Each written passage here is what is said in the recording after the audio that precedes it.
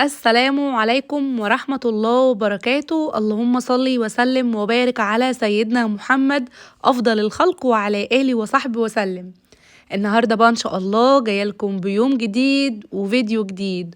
وقبل ما نبدأ يومنا النهاردة أحب طبعا أرحب بكل إخواتي وحبايب قلبي عيلتي الجميلة، بقول لكم منوريني ومشرفيني دايما، ووجودكم كالعادة على راسي من فوق. ويلا بقى بينا اوام اوام كده، علشان النهارده بصوا مستعجله اخر حاجه، فعايزه اخلص كل اللي ورايا النهارده في اليوم. والنهارده بقى اليوم بتاعنا مش اي يوم، النهارده بقى يا جماعه هجهز معاكم للعزومه اللي انا عملتها بمناسبه عيد ميلاد ساجد ويامن. فيلا بينا مع بعض نبدا الفيديو بتاعنا النهارده. وقبل ما نبدا نصلي على النبي عليه افضل الصلاه والسلام، وعايزاكم بقى تشجعوني وتفرحوني وتجبروا بخاطري وتحطوا لايكات كتير جدا على الفيديو بمناسبة طبعا عيد ميلاد يامن وساجد. فعايزاكم بقى تحسسوني كده انكم مبسوطين ان انا يعني بشارك معاكم الحاجة الحلوة او المناسبة الجميلة دي. فيلا بينا مع بعض نبدأ اليوم بتاعنا. واول حاجة حبيت ان انا ابدأ بيها اليوم قفص الطماطم. طبعا انا نزلت امبارح معاكم فيديو انا عماله بشاور لكم بقول لكم ان انا النهارده مش عارفه هخلص كل اللي ورايا النهارده لوحدي ازاي، وبقول لكم ادعوا لي ان ربنا يعيني ويقويني. النهارده يا جماعه حبيت ان انا اجهز كل حاجه للعزومه على بيات، اللي هو قبل العزومه بيوم. بيبقى يوم يعني صعب شويه، بس بحس ان هو طبعا بيسهل عليا كتير جدا جدا، وبيخلي بقى اليوم بتاع العزومه نفسه او اليوم اللي فيه المناسبه نفسها، بحس ان اليوم بقى بيكون هادي، وبكون بعمل براحتي، وبكون كده مش مستعجله، وبكون بعمل كل حاجه بروقان. فبصراحه انا متعوده على كده ان انا اجهز كل حاجه قبل بيوم. طيب اول حاجه حبيت ابدا بيها قفص الطماطم. انا نزلت معاكم امبارح الفيديو اللي انتوا شفتوه، اللي كان مشتريات حاجات العزومه. حسيت ان قفص الطماطم هو اكتر حاجة يعني هتاخد مني وقت ومجهود شوية، فحبيت ان انا ابدأ بيه. انا جبت بقى الطشتين اللي هما الكبار دول، واحد ستانلس وواحد بلاستيك، وحاطه فيهم مية. وقعدت بقى وبدأت ان انا افرز الطماطم، احط اللي هي ايه الحمرة المستوية شوية لوحدها كده في جنب علشان استخدمها الاول، والطشت التانية احط فيه الطماطم اللي هي الخضرة، او اللي هي ايه ممكن تستحمل معايا كام يوم. بعد ما غسلتهم بقى كويس جدا جدا، ورحت طبعا مقطعاهم زي ما انتوا شايفين، وجبت بقى الطبق اللي انتوا شايفينه قدامكم. عايزه اقول لكم ان دول اصلا يا دوب يعني ربع القفص. انا ما عملتش القفص كله، انا حبيت بس ان انا اخد كده الطماطم الحمراء اللي هي المستويه الاول، علشان لو اتسابت طبعا هي حمراء ومستويه فممكن تبوظ او اللي هي تفسد، فحبيت ان انا استخدمها الاول. انا بقى هنا جبت طبعا الخلاط وشفشق الخلاط، وبدأت بقى ان انا افرم الطماطم. انا قلت هي اكتر حاجة هتاخد مني وقت، فاتسلى كده فيها الاول، وبعد كده الموضوع كله هيبقى سهل. اللي هو ايه، احتجت طماطم مثلا متسبكة كده كده هسبكها، احتجت طماطم مضروبة في الخلاط هبقى خلاص ضربتها. فالموضوع يبقى سهل معايا، انتوا فاهميني؟ بس فانا بقى معايا الحلة اللي هناك اللي هي الالومنيوم دي، الخلاط اللي انا الشفشق يعني اللي انا خلاص بفرم الطماطم اللي كانت فيه، على طول بروح مفضياه في الحله. وهبدا بقى ان انا افرم كميه الطماطم اللي انتوا شايفينها قدامكم دي كلها اهي. عايزه اقول لكم ان انا من النوع اللي بخاف قوي، مش عارف، بحط طبعا شويه ميه عشان يمشوا معايا الخلاط. وكنت حاسه ان في طماطميه كده وقعت الاول في الحله، حاساها ما اتفرمتش كويس يعني، فرحت واخداها كده بالمعلقه. انا بحب قوي ان انا افرم الطماطم تقيله، وممكن مثلا لو وقع مني حبايه ولا حبايتين ما اتفرموش حلو بروح شايلهم عادي تاني. بس انا بحب افرم الطماطم تقيله بحيث ان هي ما تاخدش وقت كتير على البوتاجاز، ما بحبش ازود غير شويه ميه صغيرين. بصوا لما بحس بقى ان الخلاط مثلا مش بيمشي كويس او مش بيفرم كويس، ابقى ازود شويه ميه تانيين، اللي هو بزود شويه بشويه يعني. تمام. فانا بقى هفرم كل كميه الطماطم اللي انتوا شايفينها دي اهي لحد ما اخلص كله. وبعد كده هبدا ان انا ايه اروح على البوتاجاز علشان ابدا ان انا اصلص على طول، او ان انا اعمل التسبيكه بتاعه المحشي. لان انا بالنسبه لي المحشي هو اكتر حاجه بتاخد وقت. خلاص المحشي بقى جاهز، انا كده خلاص خلصت العزومه. هنا بقى جيت على البوتاجاز. على فكره انا نزلت تحت عند حماتي استلفت منها الحلل الكبيره بتاعتها كلها بصراحه لاني محتاجاها النهارده. فالحله دي بتاعت حماتي، والحله اللي انا هحشي فيها برضو بتوع حماتي. فجبت الحله الكبيره دي عشان اعمل فيها بقى شويه التسبيكه الحلوه اللي انا هحتاجهم، علشان ما عنديش حلل كبيره بالحجم ده. حطيت بقى شويه زيت نباتي، وبعد كده حطيت الدهن الضاني اللي هو الدهن بتاع الخروف، كان عندي كده شويه في كيس، فروحت جايبه كده ايه قيمه معلقتين كبار كده حلوين. وهنا بقى كنت فرمت شوية بصل محترمين في الكبة. انا استخدمت النهارده بصل كتير، ويعني كل ما كنت بحس ان انا محتاجه اروح مقشره بصلتين وافرم، مقشره بصلتين وافرم وافرم واعيط بقى لحد ما خلصت كل العياط اللي عندي النهارده بسبب فرم البصل. بعد كده انا فضلت اقلب في البصل لحد ما بدأ كده ايه يدبل شويه، اللي هو قبل ما ياخد لون يعني. رحت جايه برضو فرمه قرنين فلفل حامي، قرن بقى اخضر وقرن احمر، انما ايه يدوا كده للمحشي شطشطه بنت لذينه. ومعايا بقى معلقه كبيره كده من الثوم المفروم، ورحت جايه منزلاهم مع البصل، وبدات ان انا اشوح زي ما انتم شايفين. ويا لهوي بقى يا جدعان على الريحه اللي بشمها في الوقت ده، الريحه بتبقى قلبه وخربه الدنيا كلها والله العظيم. انا يعني الدهن الضاني مع الزيت مع البصل والفلفل الحامي والثوم، وهنا بقى بحب قوي ان انا اشوح التوابل مع البصل والفلفل والثوم، بيدوا ريحه خطيره. تلاقي التوابل كده اتحمصت ويعني طلعت بقى الرطوبه اللي بتبقى جواها، فتلاقيها ادت بقى للتسبيكه بتاعتك ريحه وطعم خيال.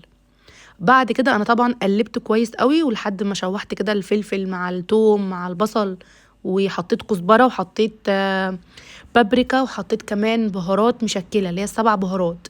وبعد كده رحت منزله الحله بتاعه الطماطم اللي انا فرمتها. شايفين بسم الله ما شاء الله الحله اصلا غويطه وكبيره قوي. فانا خلاص سبكت كده الطماطم، اخد منها بقى للمحشي عشان انا هعمل محشي مشكل وهعمل محشي كرنب، فكله بقى يبقى ايه تسبيكه واحده. هحط طبعا الملح وهحط الفلفل الاسود وهقلب، وخلاص كده خلصت من اكبر هم بالنسبه لي والا وهو المحشي. بس لسه حته منه عشان لسه هسلق دلوقتي الكرنب. تعالوا بقى هنا دلوقتي على الفراخ. طبعا انا جايبه 5 فراخ، لسه زي ما انتم شايفين بدأ ان انا انضفهم اصلا، يعني لسه اول مره اطلعهم معاكم اهو من الكيس.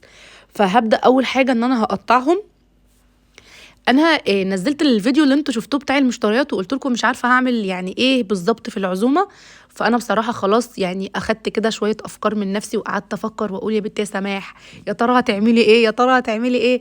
فالحمد لله يعني انا يعني حاولت على قد ما اقدر ان انا اشوف الحاجه اللي في نفس الوقت تشرف وفي نفس الوقت تكون خفيفه وحلوه وظريفه، اللي هي ما تاخدش مني وقت ما تبقاش رخمه. يعني يمكن ارخم حاجه المحشي هو اللي هياخد مني غلبة شوية، انما باقي الحاجات كلها بصوا هوا كده مش هياخد مني اي حاجة.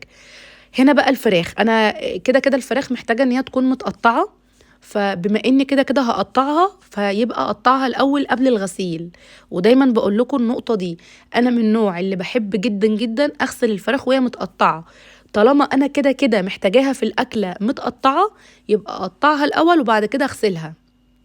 اجي بقى ساعة الغسيل الاقيني ماسكة كل ورك او كل صدر كل ربع، يعني تلاقيني ماسكاه تحت الحنفية كده عمالة بقى امرشه اللي هو تحت الجلد وما بين العظم، واشيل اي حاجة مش حلوة والحاجات اللي بتسبب زفارة، وامسكها بقى شطفة في التانية في التالتة لحد ما اخلي الفراخ زي الفل، ما يبقاش ليها اي ريحة زفارة ولا اي حاجة خالص. برضو يعني ساعات لما بضطر ان انا اغسل الفرخه سليمه برضو بتبقى زي الفل. مش هقول لكم ان انا مثلا ببقى سايباها زفره، لا بتبقى زي الفل برضو.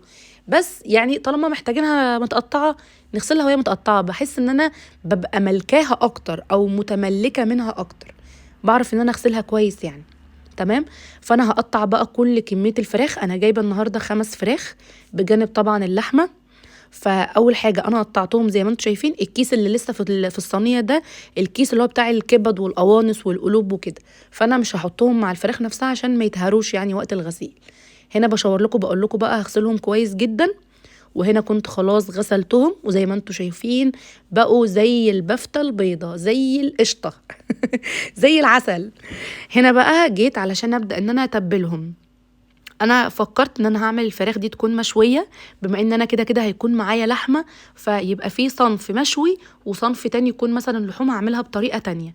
فالفراخ انا عملت التتبيله دي معاكم اكتر من مره. انا بعد ما غسلتهم كويس قوي قوي ونقعتهم بملح بقى وميه وليمون ودقيق وطماطم وبقوا زي العسل. جيت عملت بقى تتبيله. التتبيله دي عباره عن ايه؟ جبت الكبه، حطيت فيها 3 بصلات كبار و3 قرون فلفل ما بين الحامي وما بين البارد، وحطيت فيها طبعا توم، وحطيت كاتشب ومستردة ودبس رمان وليمون وخل وزيت زيتون. بالنسبه بقى وكمان علبه زبادي. بالنسبه بقى للتوابل حطيت ملح وفلفل وكزبره وبهارات فراخ، وحطيت طبعا كاري، وحطيت كمان يعني بصوا رشه كده او ربع معلقه من الهيل المطحون اللي هو الحبهان المطحون. بس كده، وقلبت كل ده مع بعضه. طبعا اللون اللي انتوا شايفينه ده طبعا من دبس الرمان، بيدي تيست حلوة قوي قوي. والتتبيلة دي بصراحة عالمية بالنسبة لي، يعني اديها رقم 1. حلوة حلاوة السنين.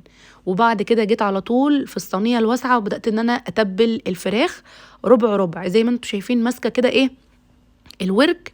احاول اتبل بقى وادخل التتبيله كده تحت الجلد، عند العظم. عارفين انتوا اللي هو اتعاملوا معاها كانك بتمسكي حته الفرخه بتعملي لها مساج، اللي هو بتخليها كده ايه تفك من التعب والارهاق اللي هي فيه طول النهار، اللي هو زينا احنا كده مثلا.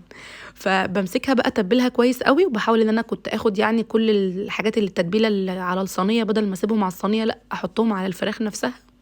وانا حبيت ان انا اتبلهم في الصينيه الواسعه علشان انا يعني انتوا متخيلين دلوقتي انا كنت يعني بادئه معاكم الجزء ده بتاع التتبيل، كنا تقريبا الساعه 1 الظهر، 1 بعد الظهر.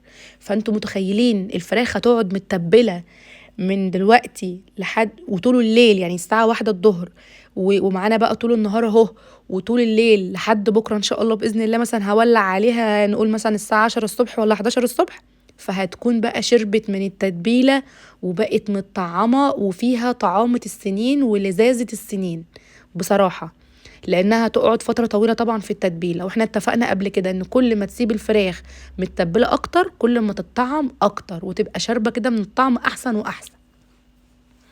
بعد كده بقى جبت اللي هو الاسترتش راب، وهبدأ ان انا اغلف الصينية كويس قوي علشان طبعا هدخلها التلاجة. ما ينفعش ان انا اسيبها طول الفترة دي كلها بره التلاجة، علشان طبعا الفراخ ما تفسدش او ما يحصلهاش حاجة يعني. فأأمن وافضل ان هي تكون داخل التلاجة. بصوا بقى شكل الصينية بعد ما اتكفنت، انا كفنتها انا النهارده كفنتها، يعني قفلتها تقفيله حلوه قوي عشان ما تطلعش اي ريحه على اي حاجه موجوده في التلاجة، وفي نفس الوقت تبقى يعني متقفله كويس كده. ايه رايكم بقى؟ فولا تسرب ريحه ولا تلقط ريحه. هاخدها بقى على طول زي ما هي كده هدخلها التلاجة. وكده خلاص خلصت من تاني حاجه، وهي طبعا الفراخ كده اتبلت. هطلعها من التلاجة ازقها على طول في الفرن.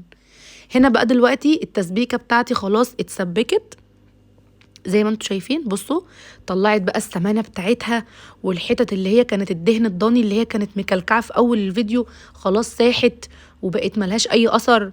وريحه التسبيكه فظيعه رهيبه كده. خلاص خلصت منها. تعالوا بقى دلوقتي جبت الطاسه او الووك الغويطه دي، هحط فيها معلقتين 3 كده من الزيت، يعني مش هكتر، معلقتين 3 بس. وهبدا ان انا اعمل ايه بقى. انا كان عندي لحمه مفرومه في الفريزر، فاول ما صحيت رحت جايه مطلعه طبقين، اللي هو الطبق نص كيلو بالظبط، يعني 500 جرام صافيين، مش اللي هو ال 400 جرام ده، لا الطبق 500 جرام. فهنا بقى انا فرمت في الكبه بصل وعليه فلفل اخضر وفلفل احمر برضو حامي وبارد، وهبدا ان انا اديهم تشويحه حلوه على النار. فانا قلت بصراحه لازم في اي عزومه يكون في صنف على الاقل طبعا يكون صواني، او اللي هو يكون حاجه حشو، اللي هو مثلا صينيه جلاش، صينيه مكرونه بشاميل، اي مثلا اي حاجه اللي هي المهم ان هي اي صينيه تدخل الفرن تبقى حاجه حشوه يعني باللحمه المفرومه.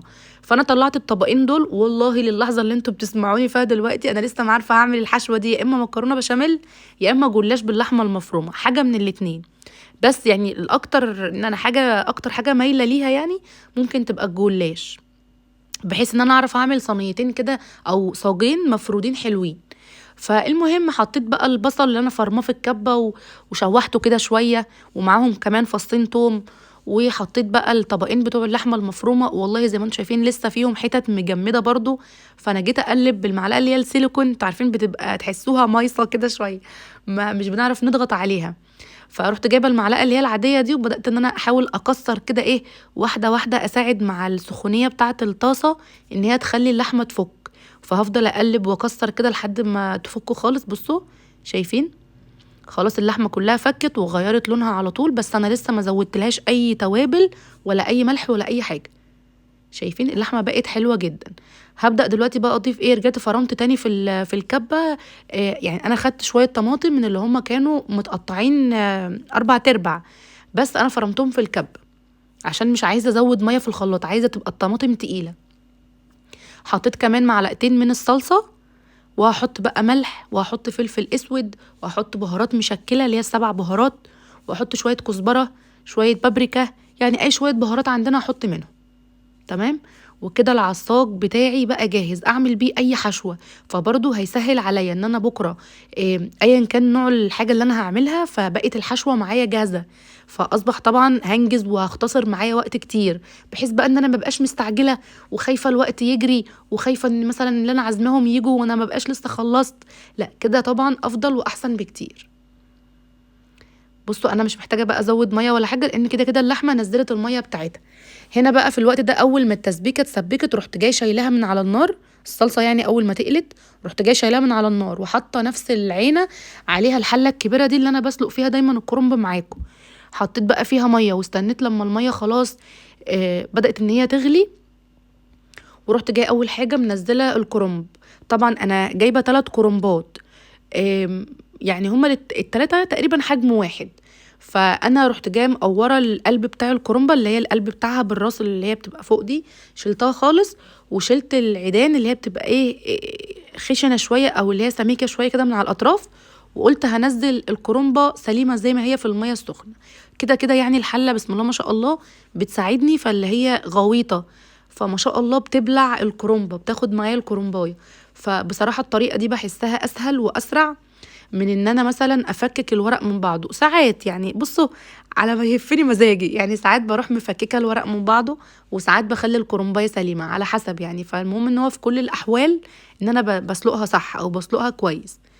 انا لما بنزل الكرنبايه سليمه بحس ان بيوفر شويه مجهود، وفي نفس الوقت ما بهدرش ورق للامانه يعني. فبحس ان الطريقه دي افضل شويه من ان انا افكك الورق كله من بعضه.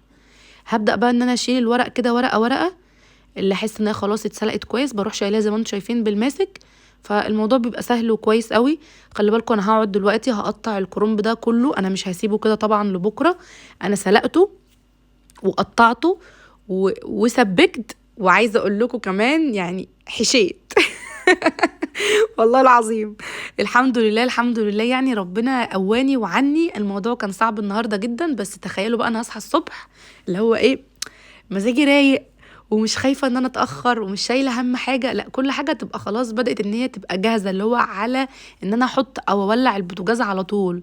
فكده بصراحه احسن بكتير. انا هسلق بس معاكم، وبعد كده هقطع انا الورق مع نفسي، وهجهز بقى الخلطه كلها بتاعه المحشي، وهقعد احشي مع نفسي. هنا بقى طبعا كنت جايبه شبت وكزبره والبقدونس اللي هي الخضره يعني بتاعه المحشي. نضفتهم وظبطتهم، ورحت جايه حطاهم زي ما انتم شايفين كده في صينيه، وهبدا ان انا اقطعهم بقى على البلانشه، بحيث برضو كمان يبقوا جاهزين. انا يعني الحمد لله انا كنت بستغل الوقت اللي انا فيه، مثلا مستنيه حاجه ان هي تستوى، او مستنيه حاجه ان هي تجهز من على البوتاجاز. فالوقت ده انا مثلا طالما خلاص انا دخلت المطبخ عايزه اخلص كله في وقت واحد. يعني مثلا مش بروح اقعد لحد ما استنى ان الطماطم تتسبك، لا انا على ما الطماطم ان انا حطيتها تتسبك كنت تبلت كنت غسلت الاول الفراخ ونقعتها، وبعد كده عملت لها التتبيله وتبلتها، ورحت جايه مدخلاها التلاجة. على ما خلصت كانت الطماطم خلاص اتسبكت، رحت جايه شايلاها وحاطه الحله اللي فيها الميه على النار اللي هسلق فيها الكرنب. على ما الميه غليت قلت انا اعمل الحشوه اللي هي اللحمه المفرومه العصاج، يبقى معايا جاهز لاي حاجه هعملها بكره. على ما عملت العصاج كانت الميه غليت، رحت جايه سلقه الكرنب. قلت على ما الكرنب كده يتسلق انا كنت خلاص خلصته، بس كان لسه في ورق اخضر في الحله. قلت اجهز بقى اقطع الخضره، اظبط كده، خلاص هغسل بقى الرز واظبط واحط الحشوه والحاجات اللي هي تبقى جاهزه معايا على طول دي. فزي ما انتم شايفين بصوا انا هنا بقى عملت انا هنا جبت الطبق البلاستيك او المصفى البلاستيك دي علشان احط فيها الخضره. اتاري اصلا الخضره انا منعماها فهتقع من الخرام او الفتحات بتاعه المصفى او البلاستيكيه. فروحت جايه جايبه البوله الغويطه دي، ورحت جايه حاطه فيها الحاجه تاني من جوه، عشان خساره ما بقاش مهدوده فيهم وعماله اقطع فيهم وفي الاخر الاقيهم يقعوا على الرخامه. هنا بقى دلوقتي بصوا بقول لكم المفاجاه بقى الكبرى، ان انا قطعت الورق. بصوا بسم الله ما شاء الله. يعني انا قطعت الورق وحطيته كده في صينيتين، حاطه الاخضر لوحده والابيض لوحده. وهنا بقى جبت الحلتين دول اللي انا بقول لكم عليهم. بصوا ال3 حلل دول بتوع حماتي اللي انا مقلبه فيها الرز اللي انا في الاساس كنت مسبكه فيها، والحلتين دول برضو بتوع حماتي. فاحط بقى في كل قاع من الحله شويه من العيدان بتاعه الخضره اللي انا كنت شايلاها في الاول. وقعدت بقى على الارض وهبدا ان انا احشي. طبعا انا نقصت شويه من الصلصه اللي انا كنت مسبكاها معاكم لان حسيت ان هي كتير. فقلبت بقى الرز وقطعت الخضره وقلبتها، وحطيت بقى الملح والفلفل وشويه الزيت زي ما انتم متعودين، وظبطت بقى الطعم بتاع الخلطه بتاعتي. وقعدت على الارض علشان ابدا ان انا احشي، علشان بكره الصبح ان شاء الله اول ما اصحى من النوم احس ان انا مفيش قدامي حاجه كتير اعملها او مفيش حاجه كتير هتاخد مني وقت. هتلاقي بقى ايه الحاجات كلها سهله وبسيطه. ان كنت مثلا هعمل صينيه جلاش، ان كنت هحط الفراخ في الفرن، هولع على المحشي، هعمل اي نوع مثلا طبيخ تاني وشويه رز جنبه، فاحس ان الموضوع هيبقى سهل معايا ومش هياخد مني وقت. فايه رايكم بقى؟ ايه رايكم في سموحه؟ سموحه شطوره بتعرف تتصرف كده وبتظبط امورها ولا لا؟ انتوا اللي هتحكموا بقى النهارده وتقولوا لي. بس كده. فانا هقعد بقى احشي واظبط كده مع نفسي، واتهديت والله وطلع عيني. والجو كان فيه مطر وعمال بقى يشتي، والدنيا بصوا برد واخر اخر اخر كسلان. يعني انا المفروض كنت ابقى دلوقتي تحت البطانيه والناس كلها تحت البطانيه متدفيه الا انا قاعده بعمل عزومه وبجهز على بيات لوحدي، وقاعده بقى ايه بحشي مع نفسي في عز البرد ده. فقولوا لي بقى يا جماعه رايكم ايه النهارده في الفيديو، وعرفوني مستنيين الفيديو بتاع العزومه بكره ولا لا. وتاني يوم على طول هيكون الحفله بتاعه عيد ميلاد الامير ساجد والامير يامن كمان، عشان ساجد ما يزعلش. بس كده يا جماعه. مستنيه طبعا تعليقاتكم الحلوه على الفيديو ودعواتكم الحلوه ليا، واشوفكم ان شاء الله على خير في فيديو جديد بكره. ومش هطول عليكم اكتر من كده، بقول لكم بقى استنوا فيديو بكره علشان بكره ورايا حاجات كتير قوي. بس كده تصبحوا على الف خير، وهكمل انا مع نفسي. مع الف سلامه.